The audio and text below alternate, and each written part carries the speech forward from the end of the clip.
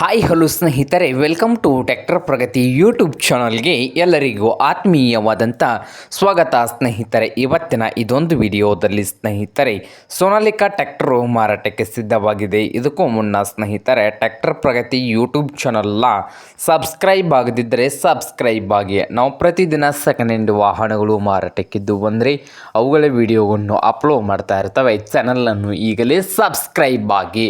ಹಾಗೆ ನಿಮ್ಮ ಮುಂದೆ ಇದೆ ನೋಡಿ ಸ್ನೇಹಿತರೆ, ಸೋನಾಲಿಕಾ RX 47. ಈ ಟ್ರ್ಯಾಕ್ಟರ್ ಬಂದು 2016 ಮಾಡಲ್ಲು.